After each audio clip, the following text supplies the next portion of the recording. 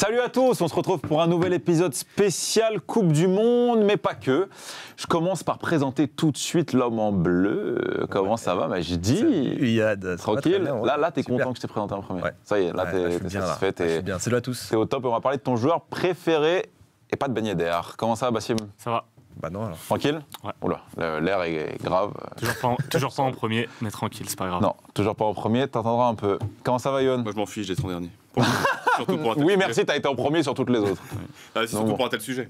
Oui, c'est vrai que là, on va parler sérieusement et on va parler là, vous allez très vite le voir, de Lionel Messi qui vient de remporter sa première Coupe du Monde. Ça fait très bizarre. Franchement, ça fait très bizarre de le dire. Lionel Messi vient de remporter sa première Coupe du Monde. Ça va, enlève cette espèce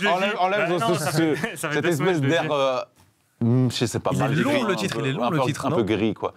Messi Désormais, est-il désormais le plus Ouais. grand joueur de tous les temps? on changera peut-être le titre, en tout cas, on verra. C'est vrai que je n'ai pas été le plus judicieux là-dessus. J'en profite pour Si saluer Joe qui n'est pas là, qui est à la place de Yohan. En tout cas, Yohan est à sa place. Et Chloé, Mani et Saïd en régie pour toujours bien nous servir en images. Quelle belle image. On voit l'image. Ouais, elle est belle, mais elle ne nous fait pas tous plaisir. En tout cas, on part tout de suite sur un débat qui a Non, elle est forcément été préparé depuis, à mon avis, des mois là-dessus. Est-ce que Messi est le plus grand joueur de tous les temps maintenant, en décembre 2022, Yohan? Le plus grand, non. Le meilleur, oui. Merci. Bassim? Il faudra distinguer après la grandeur et le fait d'être le meilleur. Moi, je pense que ça n'existe pas, cette question d'être le meilleur de tous les temps. Non, mais je pense sincèrement parce que je pense que la vie des gens est toujours influencée par deux choses. Soit la culture de l'instant, soit la nostalgie d'un passé et le fait de l'embellir. Personne n'arrivera jamais à avoir des critères définis sur qui est le meilleur joueur de tous les temps. Et ça, de toute façon, on en avait fait un débat. Moi, je pense qu'aujourd'hui, peut-être, on peut dire Messi est le meilleur joueur de tous les temps. C'est normal. On pouvait le dire aussi avant qu'il remporte cette Coupe du Monde parce que certains n'ont pas attendu qu'il gagne cette Coupe du Monde pour le dire. Mais ça se trouve dans 10 ans, on dirait que c'est Mbappé qui est le meilleur joueur de tous les temps parce qu'il aura une Ligue des Champions, il aura une deuxième. On parle d'aujourd'hui. Oui, mais peu importe. Quand tu dis de tous les temps, c'est pas une question d'instant T, c'est de tous les temps. Bah si, oui, mais non. jusqu'à aujourd'hui. Bah non, la question t'as De qu'à tous dire, les temps c'est jusqu'à qui aujourd'hui. le meilleur joueur à l'instant T. Non, jusqu'à aujourd'hui. Bah non, de tous les temps, ça implique. Jusqu'à Mais aujourd'hui. tu peux pas dire de tous les temps jusqu'à aujourd'hui. Bah si. Oui, mais attends, il y a- parce que il y a d'ici le 50 ans, je français ne sais pas ce qui va se de tous passer. De tous les temps jusqu'à aujourd'hui, non, Bah mais non, ça n'a rien à l'histoire, voir. mais on peut C'est très bien, antinomique. à un mois Pas de tous les d'intervalle, temps, mais jusqu'à on aujourd'hui. peut très bien à un mois d'intervalle dire que, enfin, trouver un joueur différent pour être élu meilleur joueur de tous les temps. Ça peut très bien être Messi en novembre et Cristiano en décembre, ou l'inverse. Bah oui, donc Ça dépend. c'est pour ça que la notion de tous les temps, c'est pas tant la notion de meilleur joueur de tous les temps, mais plus la question de tous les temps, sachant qu'on n'a pas vu tous les joueurs jouer. Certains diront toujours que c'est Pelé, d'autres diront toujours que c'est Maradona, pour X ou Y raison, avec des critères très, très différents. Moi, la seule chose que je veux retenir là-dedans, c'est pas ce débat de qui est le meilleur joueur de tous les temps. Parce que Majdi, t'as pas attendu que Messi gagne cette Coupe du Monde pour le Non, dire. que c'est le clairement meilleur pas, joueur clairement pas. C'est juste, ça t'a donné un argument en plus. Bah, Ouais. très bien, t'as Le un seul qui argument pouvait en On plus. peut peut-être le laisser parler, ce Majdi. Moi, Oui, parce que ça fait une heure qu'il parle. Je te dirais juste- moi, je te Vas-y, dirais vas-y, juste continue. ce qu'il a accompli Ouais. lui donne un héritage qui est hors du commun. Et il a fait ce qu'il voulait. Alors, Majdi, pour pour moi- une réponse, je peux parler ou pour pas une réponse plus terre à terre, tu peux parler. Ok, pour moi, c'est le plus grand et le meilleur joueur de tous les temps. Et je parle pas de culture de l'instant ni de passé. Je parle de, en général, pour moi, c'est le meilleur. Voilà, c'est simple. C'est Donc dans 50 ans, dans 50 ans, Jusqu'à peu aujourd'hui. importe ce qui se passe, donc peu importe. Jusqu'à Relève la tête, aujourd'hui. Bassim. Oui, après, quand Mais on sera c'est- mort, on saura pas ce qui se passera après. Mais dans forcément. 50 ans, il sera pas mort, aujourd'hui. ça va, Oh là. il a 30 ans, il n'en a pas Ok. 40. Oui. Bon, restons sur. On sait pas, évidemment. Restons sur le sujet. Majdi, toi, tu avais noté plusieurs choses qui, Oui, plusieurs points. logiquement, parce Plusieurs que tu es paramètres. quelqu'un de très rationnel, C'est ça.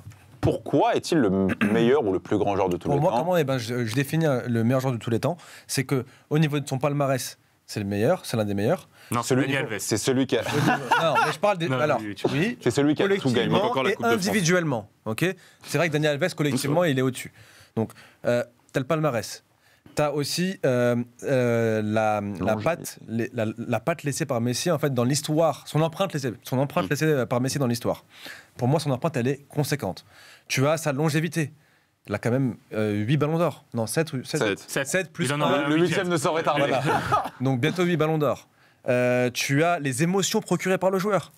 Et à un moment donné, Et là- même les Madrilènes ont eu aussi, Et là, sur la à des question moments donnés, d'émotion, des émotions provoquées par Messi justement sur les terrains de football. cette Coupe du Monde l'a Voilà. encore plus. Encore plus avec cette Coupe du Monde-là. Il a gagné en émotion. Et puis aussi, bon après, il faut prendre aussi en compte un autre paramètre, c'est aussi si on parle des anciens, Maradona, Pelé, etc., est-ce qu'ils avaient autant de moyens qu'aujourd'hui pour être professionnellement aptes à bien jouer, etc. Ils n'étaient peut-être pas dans les mêmes conditions avec des terrains, etc., qui étaient bien. Mais si je prends en compte tous ces éléments-là, pour moi, Messi est au-dessus. Voilà. Je suis totalement d'accord avec tout ce qu'il a dit, mais là où je mets la petite nuance dans le plus grand ou le meilleur, c'est que pour moi, oui, il est le meilleur pour tout ce que tu as dit. Le plus grand, pour moi, non. Et après, bon, on va jouer un peu sur la subjectivité, comme tu pouvais le dire aussi, mais par rapport à ce que ce joueur-là a apporté au-delà même de son sport, bah pour moi, et justement, j'ai pas envie de lui demander de faire ça parce que c'est pas ce qu'il est au final, tu vois. Et je trouve que sur cette Coupe du Monde, on parle du joueur. Voilà. On parle du joueur. On parle si on reste sur le joueur, oui, mais moi, pour moi, je sais pas, pour moi, Maradona restera quand même au-dessus sur ça. Pourquoi ? Et parce que Maradona, c'était limite trop grand en fait. Même pour lui, il était trop grand et Messi ne pourra jamais atteindre ça. Maradona, il y a un côté quand même guerre des Malouines. Surnaturel. Avec l'Angleterre, il y a un côté, le mec était cocaïnomane. Ce qu'il a fait avec Nam, proche du peuple aussi. Voilà. C'était là. En fait, c'est partir de rien et arriver à. Tu peux pas aller plus haut en fait. Mais, ce que vous voulez dire, c'est que c'est ça la plus grande réussite pour moi de la carrière de Messi, c'est qu'il est sorti de cette comparaison avec Maradona et il s'est écrit sa propre histoire. Et là-dessus, moi, je lui dis vraiment bravo. Et cette Coupe du Monde, vraiment, j'ai plus de rancœur ou de haine envers Messi parce que la manière dont il termine est terminée par cette Coupe du Monde de cette manière en écrivant sa propre histoire. Bah, bravo à lui. Et je suis d'accord sur la notion de plus grand. Le plus grand dépasse forcément le cadre du terrain. Et Messi, je pense qu'il ne dépassera jamais le cadre du terrain. Et c'est parce que je veux, moi qui adore Messi et tout, c'est pas ce que je veux, parce que c'est pas ce qu'il est au final. Et je trouve que c'est déjà très bien, ou même trop bien ce qu'il a fait, rien que sur cette Coupe du Monde, rien que le match contre les Pays-Bas, les petites insultes envers Weghorst à la fin du match, et tout comme ça, c'est des trucs, jamais on aurait pu croire Messi. C'est des trucs qui l'ont fait sortir de. C'est des trucs qui m'ont kiffé, moi. Qui ont fait que même les Argentins eux-mêmes se sont dit, enfin, on le reconnaît comme un Argentin un peu, tu vois. Un mec qui a un peu la grinta ou qui n'hésite pas à renvoyer dans les cordes les adversaires ou tu vois. Et les relations entre lui et les Argentins et le peuple argentin de manière générale n'ont jamais été les mêmes qu'avec Maradona et n'ont jamais été simples. Il n'a pas toujours fait l'unanimité en Argentine. Moi, je parlais plutôt du joueur de foot. Voilà. Bien sûr, mais chacun son. Mais au final, qu'est-ce qui va différencier un Messi d'un Zidane, par exemple? Zidane a gagné tous les titres possibles. Il en a gagné moins. La longévité et la régularité. Oui, mais la longévité d'aujourd'hui n'est pas la même qu'il y a 15 ans. C'est pas du tout pareil. C'est pas les mêmes moyens. La carrière d'un footballeur ne se construit pas de la même manière. Donc, je suis désolé, la longévité, c'est un critère. Mais c'est un critère que toi, tu valides. En fait, la notion de meilleur de tous les temps, c'est pas comme s'il y avait une liste de critères officiels qui mettent d'accord. C'est important. Chacun met les critères qu'il veut. C'est totalement subjectif. Mais au niveau de longévité, quand même, Zidane. Et régularité. Oui, et régularité. Zidane a quand même, que ce soit au niveau de son niveau de jeu, il a passé déjà beaucoup plus tard. Il n'a pas eu une carrière de plus de 10 ans, je pense. Zidane à très très haut niveau. Attends, je veux dire à très haut niveau, je veux dire avec des stats aussi intéressantes, etc. Messi, c'est quand même 8 ballons d'or, je suis désolé. Zidane, il a 12 ans de carrière au très haut niveau. Non mais après les ballons, tu veux compter les ballons d'or si tu veux. Mais je peux te dire sur la longévité, regarde après l'après-carrière de Zidane et les Ligues des Champions qu'il va chercher avec le Real. C'est pas le même métier. Il est entraîneur. On parle du joueur ou on parle de l'entraîneur? On peut aussi parler de son impact sur le terrain. Et Zidane, c'est aussi ça. Bon, alors tu verras peut-être que Messi sera entraîneur et que voilà. Voilà, mais c'est pour ça que je te dis que les critères qu'on met, ils sont juste propres à nous, propres à nos filtres.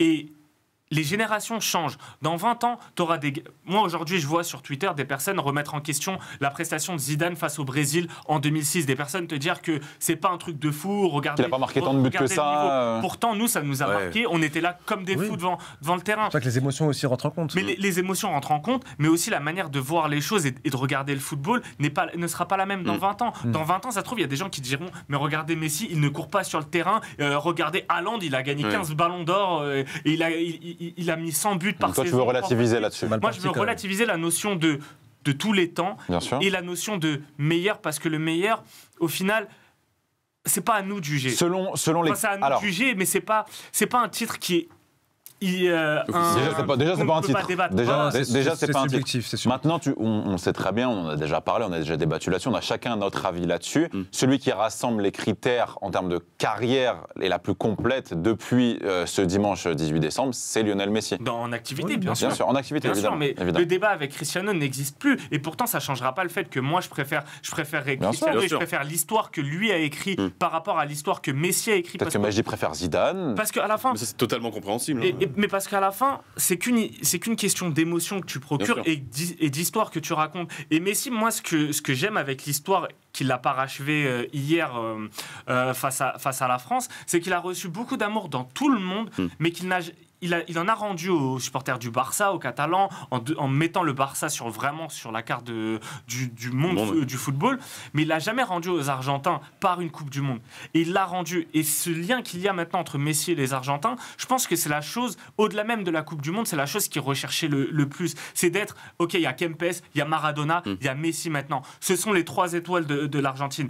Et ça, bravo à lui. Cette histoire, certains Argentins, certains Catalans se reconnaîtront là-dedans.